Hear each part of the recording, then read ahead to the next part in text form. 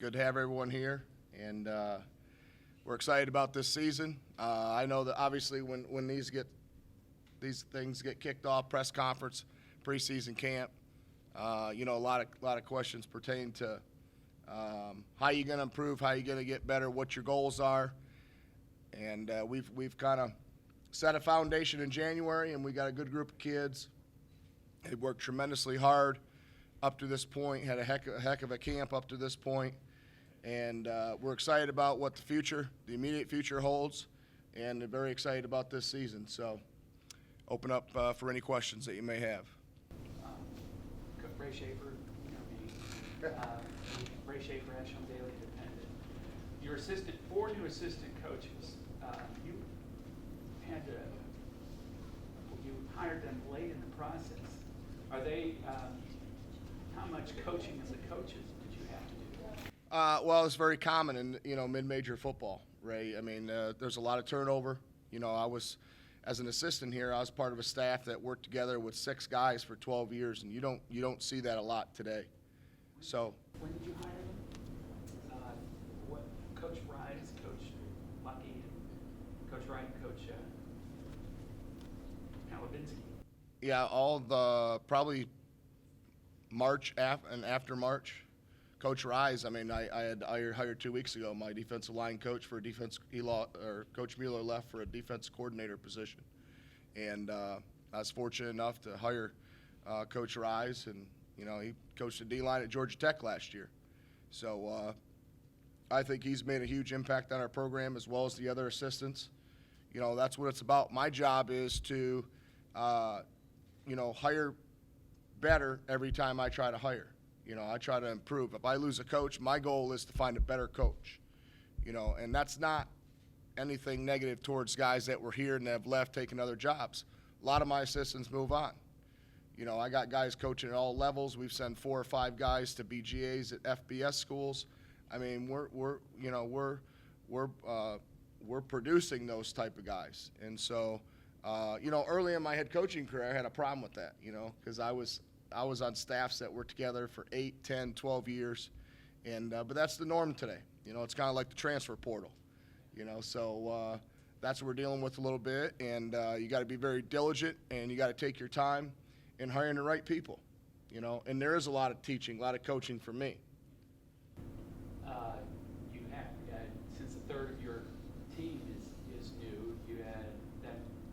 Do you have to teach fundamentals more this year since you've got so many new?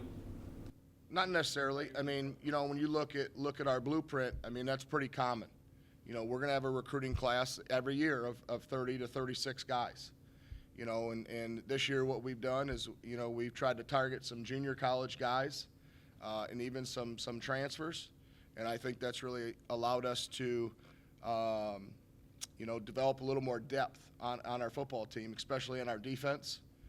And that was a priority for us. So I think it's very common to have those big recruiting classes. And, for us at the mid-major level, non-scholarship football, you're going to have to deal with that pretty much every year. Have you decided on a starting quarterback? I have not.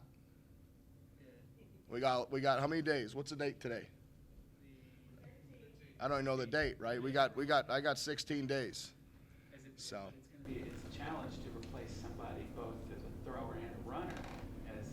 Well, yeah, I mean, but our identity will be dictated by our personnel, and obviously this is a quarterback-driven offense. Everybody knows that. We've established just about every offensive record in the book since 2011 here, and so we had to replace Zach Lewis, we had to replace Austin Gayhafer. Now we got to replace Lawson Page, and nothing against those guys, but the thing that I always said as a head coach is, I don't miss guys that aren't here. And I love all those guys. They were great players. But now it's about developing an identity with your new team, bringing that new group of guys together. And that's the challenge. But that's what this business is.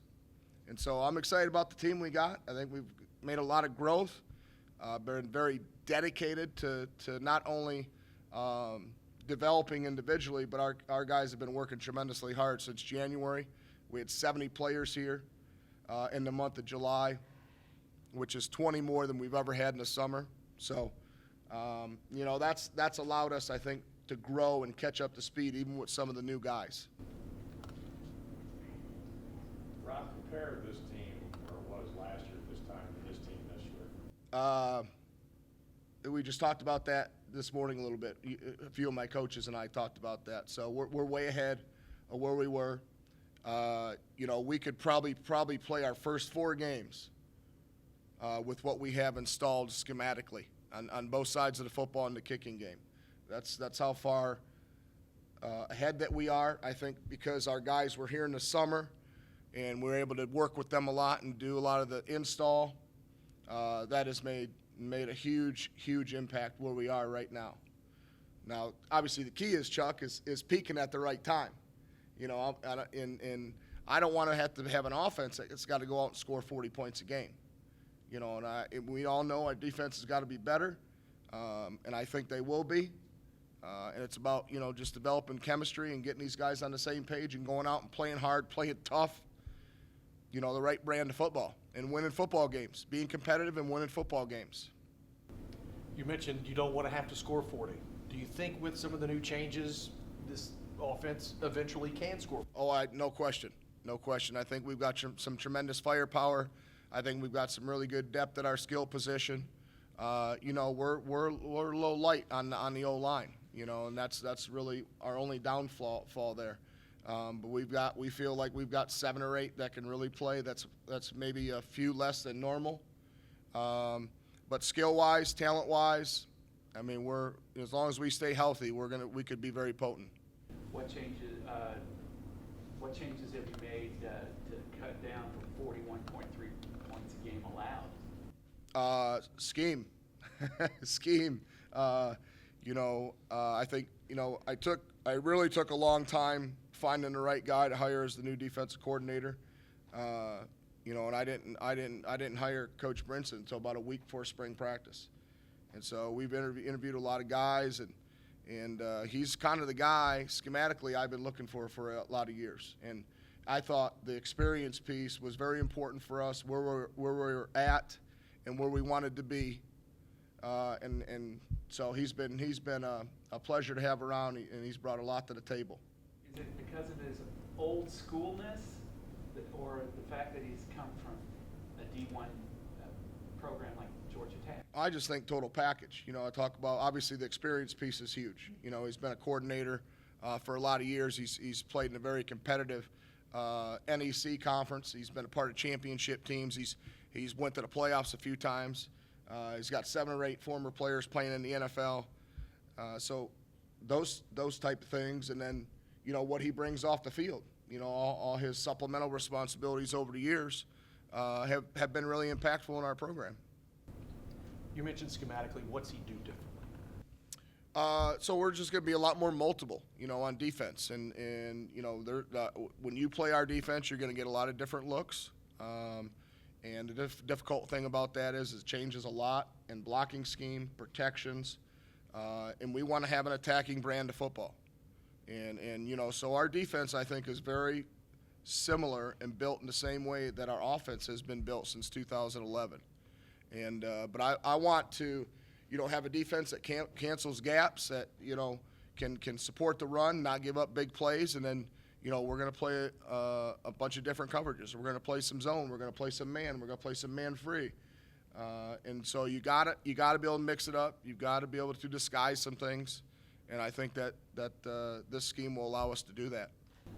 How much does it bother you a lot that Morehead State's kind of picked at the bottom of the PFL with Valpo? Maybe a little bit, but we're 3-8 and gave up 43 points a game, so I can't be too mad. If you want to call it a respect thing, I mean, I'm over that. I'm 47 years old, so it's about taking your team, start building it in January. You recruit, and you work hard. We're in the 4th quarter of this process in our blueprint, and so now it's about getting to camp, competing, playing hard, and then once you get into games, it's game prep. You're preparing each week for your next game. You get one chance, and so you go to work. You try to win every one that you can. Is there a plan with the quarterback battle to have one for a full week of game prep, or do you anticipate having to split reps between the two still? You know, it could be. We talked about a couple of different scenarios, you know, and it could be, you know, going to week 1 and we play 2 or 3 guys. You know, it could be get to game 1 and, hey, we've made a decision. And I think, you know, it's just something that you got to continue to evaluate every day. You got to put them in as many game type scenarios as you can. But we need to have someone that can lead our offense and run the offense that we want to run, be accurate passing the football, and get us in the best place. And so I don't need a quarterback to throw for 450 yards, right? I just need us to be efficient. I need us to be an offense that's going to be good on third downs. We're going to score points when we're in the red zone, and we're not turning the football over. And I know that's all cliche, all clinic talk, head coach talk, but real world, if you're good on third downs, you're good in the red zone, okay? And you're taking care of the football and you can be a plus, and the plus side of that, you got a chance to win games. You got a chance to win games. What skills do, let's say, Zach Hart or Mark Pappas, what skills do they bring that are unique to each individual? You know, I think they're both kind of pocket hybrid type quarterbacks. You know, they don't have great running ability like a Lawson Page. And so schematically we won't do some of those things, you know, but they're both throwing the football very well. They've both stayed for summer and have made tremendous progress from even spring to summer to now. So that's important.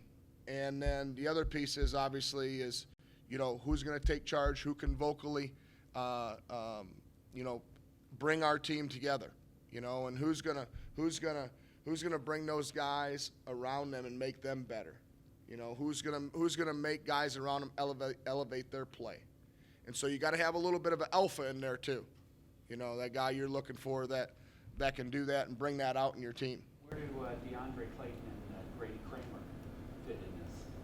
Well, I'll tell you what, you know, right now, first week, you know, it's like Little League Baseball. Everybody gets reps. And so everybody's got some really good tools. And I'll tell you, our 2 freshman quarterbacks are very impressive. When you look at them, they don't look like freshmen. They don't throw it like freshmen. And we've really forced them into learning stuff very fast. So we're excited about both of them. And then DeAndre's a transfer. You know, he's a 2-year starter at Malone who dropped football. And so he's in the mix and getting some reps, and, you know, he's got some good tools. He's the more little bit of a dual threat type guy. You know, he's a guy that he's got some escapability in the pocket. He can take off on a third down man-to-man and make some big plays for you. So, you know, again, got to keep evaluating it and see who's going to put us in the best position to help us win football games. Cameron was talking a minute ago about the running backs and how they're going to get X amount of yards, but you mentioned you're thin on the O-line. Is this a team that can grind it out if you have to? Yeah, I mean, you know, we're going to be put in that scenario, right? I mean, there's going to come a game where, you know, it's funny you said that, Brian, because we were going to go 4-minute today, but we got rained out a little bit. You know, end of the game, offense has the ball. We got to run the clock out. We got 2 timeouts. And then defense, they're trying to stop us to get the ball back.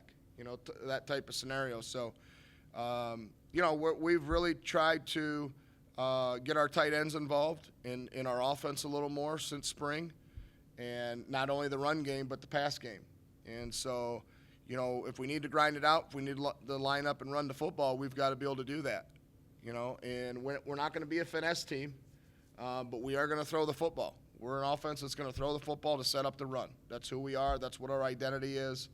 So we got to be able to throw the football well. And you guys know these spread teams, you know, Oklahoma State, you know, guys that can rush the football good, Texas Tech, you know, they run the football well, even from 10 personnel. And so that's where we need to improve on. Instead of, you know, always bringing in tight end or 2 tight ends to run the football, we've got to be able to line up in 10 personnel, no tight end, 1 back, and be able to run the football. And so that's what our focus is right now. Coach, you talked about you guys going to throw the football. One guy you lost last year, Jared Higginbotham, he's not back this year. It takes away a big target you guys had on that outside. Devontae's obviously, you know, stepping up some. Who else are we going to see in those skill positions out wide fill the shoes of a guy like Jared Hickenbottom. Yeah, and Jaron wasn't even healthy, you know, the entire year. He had a bruised heel since preseason camp, and he wasn't even ever 100% for us. So, but I love Higgy. But again, you know, we got to move on. We're going to the next group of guys. And Devontae's had an outstanding spring, has an outstanding camp. Been here most of the summer. His leadership has been outstanding. And we got some other guys that I think are really driven to be a 30 to 40 to 50 catch guy. You know, we got some big body guys. We got a transfer in, Matthew Mattingly, who we're excited about. We got some really good-looking freshmen. We don't have one receiver under 6'2" that's a freshman. So we're long, we're big, and I think that we've gotten a little more speed at that position as well. And it doesn't take a lot to learn this offense. I mean, we install this offense in 8 practices. So, you know, if you can memorize some things and make sure you get lined up, and when you get the ball thrown to you, you know, make some plays, you're going to have a chance to play. We've had a ton of freshmen play at inside and outside receiver, and I anticipate a couple young guys probably helping us there as well. You've also got to remember we got Landon Hurst, Ian Holder, and you know, those guys inside as well as our slot receivers, and I think they're some of the best in this conference. Is it taking a lot to learn the defense, playing more 3-4? Well, I tell you what has happened is, you know, in the spring, obviously, Coach Brinson, you know, put in kind of the foundation of the defense. And then we had a ton of players here in the summer. And I'll be honest with you, a lot more defensive guys. And so, you know, guys that we could work with in the summer, watching film and installing playbook and things like that, we were doing that. And we had a lot of our new players that were here, transfers, were here during the summer, and that's made a huge difference for us as far as our defense, you know, install. Like Coach Brinson told me last night, I mean, the only thing he's got left are a few wrinkles, you know, to put in some blitz packages. So majority of that defense is installed, and the guys have been repping it. And 3 of the 4 new assistants that you hired are on defense. Is that by design? Was that by design? No, Shore up that defense? not necessarily. No, it was just kind of, you know, we got some part-time positions that are kind of, you know, it's a little bit of a revolving door there, and so that's very typical. You know, some years it's offense, some years it's defense. But I'll be honest with you, it's been really refreshing because, you know, it's kind of like a new regime, and so Coach Brinson has done a great job of bringing all those guys along. You know, and as you said, Ray, I mean, 2 weeks ago, Coach Rice came in, brand new to staff, didn't know scheme, didn't know anything. You know, and I'd sit and talk to him in the locker room at the practice. He knows the whole defense. So, you know, it's just part of it. It's about being in this profession, being passionate about it, and want to be the best you can be. How much is having Stardust Hutcherson back in the second? Oh, that's big for us. You know, he's the shortstop. He's the quarterback back there. Makes a lot of calls. You know, he's not only a good player, but a great student as well. You know, 4.0 pre-vet. That's good as they come. So I'm excited. He's worked hard to be back. You know, when you come back from that injury, it takes, you know, you gotta work hard. And he's worked hard, worked his tail off to get back, and so that will help us on defense for sure. About turnover at the skill positions, but one guy you've got back in Jovan Smith, you've got some familiar faces back there in the running back core. How important is that for your offense to have guys? You talk about wanting to run football, and now you have, with all these other new faces, you've got some experienced guys back there who have a sense of what you Yeah, I mean, that's kind of where our experience is at, right? We got Jovan Smith that's back, Isaiah Aguero that played in 3 games last year, and he redshirted.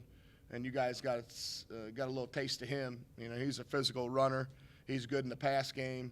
And then we got some other guys too. You know, you got Mario back there, Cavanudo. And we got a young freshman out of Louisville we're really excited about. And so we've got some guys there at that position that fit what we do offensively really well. And what I mean is they can run the football. We can run a lot of screens with them. They can be involved in the pass game. And so, I'm excited about that position. Now, the key is, right, staying healthy. We can have 3-4 bodies at these positions, but you got to stay healthy in this sport and get the week 6, 7, 8 being healthy to have a chance to compete. And that has been a big issue for us. You guys, early in the season, 2 big road matchups against scholarship programs, Murray State, Illinois State this year on the schedule. How important is it to stay healthy going into those games? You're going in, against those big, much larger teams. Well, the important thing is to come out healthy. That's the big challenge. And so, I think, at this level, I think, that's part of the recruiting process. You want to play in that environment. We're going to go to Illinois State and play in front of 20,000 people. Murray, not so much, but it's high-level competition, and Murray's a tradition game. Obviously OVC, former OVC team, going to Murray and getting to play there. So, I think those games prepare you for what you want to accomplish once you get into conference. And I think a lot of our teams in this conference are doing that now, and we were one of the first. Where we're going to play these guarantee games. We were going to play some talented teams, and I haven't been real good at picking a lot of those games. I picked Liberty, and next thing you know, they're going FBS, and we got to go play them, and then James Madison, we got to go play them back to back, and they win the national championship back to back. So, but you schedule those games 6, 7, 8 years out, and sometimes you get stuck with them. You guys, exciting slate of home games this year. What are the fans should the fans expect to see here? Morehead State fans expect to see out of your ball club? Well, hopefully we can get this attendance and keep it up 7,000 to 8,000 people a game. I think that's realistically where we should be. We've always had tremendous support from this community. We've led this conference in attendance, every year that I've been the head coach, and when you're winning, they're going to come out. So the goal is to win some games and have great crowds. And our venue here over the last 3, 4, 5 years has been great. Tailgate and just the game day atmosphere and the things we got going on, and it's a special place. Obviously, I'm biased. Some of you are biased, but this is a great place to play college football on Saturday afternoon. Rob, you've been here a long time as an assistant coach and as a head coach. How hungry are you to really get this thing headed in the right direction permanently? Well, that's the goal, and I think that's something that you work towards, and it's like after the season's over, you sit down, you put it on paper, and you talk about this is what we want to do, this is what we want to accomplish, and this is what it's going to take. So, I don't care about last year, I don't care about 15, I care about right now, and I care about this football team and our development, and going out and being competitive, and winning games. And not a lot of things have changed as far as what my philosophy is. It's about getting the right young people, the right staff, the right support staff, and them believing in what we're doing, because we don't play on Saturdays. We got to stay on the sideline. And so we've got to put them in a position to go out and be successful. And, we got a lot of work to do from this point moving forward, even after the first football game. We got to continue to see improvements and work through things. There's going to be 4, 5, 6 kids that we don't even have in the plan right now that are maybe, below that line on the depth chart, that week 7, 8, 9, they're going to have to play. And so it's important. And that's what we've been stressing to our football team, is going out every day and getting better, and every day matters, and make sure that we have the intensity and the work ethic that it takes to be a champion. When you go to a multiplicity type of setup with your defense, is it easier or harder to bring in those type of athletes? That's kind of a double edge there. I think that, specifically you got to have some guys to play certain positions. But the nice thing about that is now you can recruit a young man out of high school or a junior college guy that played corner, and he can really play 3 positions in the defense. He could play a corner, he could play a safety, he might be able to play a viper or even a will linebacker spot, But you got to have some specialized people too. You got to have that guy, that one piece on defense that's going to be all over the field. He's going to make a lot of calls for you. He's going to be on the line of scrimmage, lined up over a tight end one play, and the next time he's going to be in the middle of the field, high safety. And so some of those you need to be specific in your recruiting efforts. but I like it because it gives you an opportunity to play a lot of bodies, you know. And so now when you're recruiting young men to come to your school, you know, when you're talking to them and their families and you're saying, you know, we think that you can play year 1 or year 2, you know, it's transparent and we mean what we're saying, and I think that's important too. Is this a make or break year for you personally? I don't think so. I'll have to ask the president that, but I don't feel no pressure for my job. I've, you know, I mean, that's really not anything I worry about. I just want to go out and I want to compete. I want to put a good product out there. You know, I've worked for this university for 20 years. It's a good place. I love the people here, and but we got some goals. We got some unfinished business, and we want to win. Yeah, everybody wants to win, right, Ray? I mean, everybody wants to win, right? Got to find a way to win, man. And that's what we're doing. That's what we're working towards. We're not giving up on anything. We're not wholesale changing. You know, we're swinging with the punches. We're going to take 1 week, 1 day, 1 week, 1 game at a time, and see if we can have a great football team. You know, when it becomes important. Week 6, week 7, week 8. You get to that point and you're still in the mix. That's what it's about. That's what it's about in football.